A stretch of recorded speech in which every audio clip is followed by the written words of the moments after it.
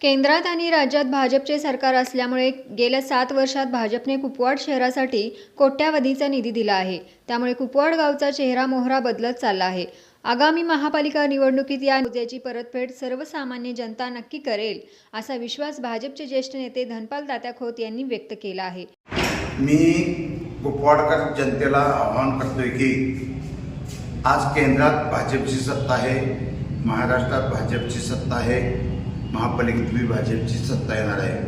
कारण केंद्र महाराष्ट्राने इथले 2 आमदार आमचे माननीय सुधीरदादा गाडगे सावंतचे असू देत आणि मिरजेचे आमदार खाडेसाहेब असू देत, हा मतदारसंघात 2 भाग असल्यामुळे दोन्ही आमदारांनी एवढे विकासाचं ओझं आमच्या कुपवाडकरांच्या जनतेवर टाकलेलं आहे की त्यांनी नागरी सुविधा देण्यात त्या दोन्ही आमदारांनी कुठेही कमी पडलेलं नाही। त्यामुळे कुपवाडकर जनता आज कुपवाडच्या गव्हर्नमेंट कॉलनी असू दे किंवा येथे अहिल्यानगर कुठल्याही नागरिकाला विचारा, मोठमोठ्या शहरात कुठं 1 तास 10 मिनटं किंवा 20 मिनटं पाणी येत नाही, कुपवाडला सलग 2 तास पाणी येतंय।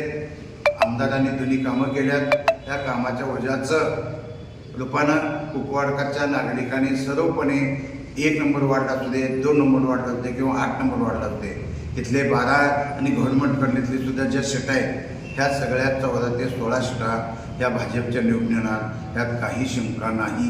आणि कुणाला शंका असल्या तर मी कसं निवडून येणार हे आत्ता सांगतो।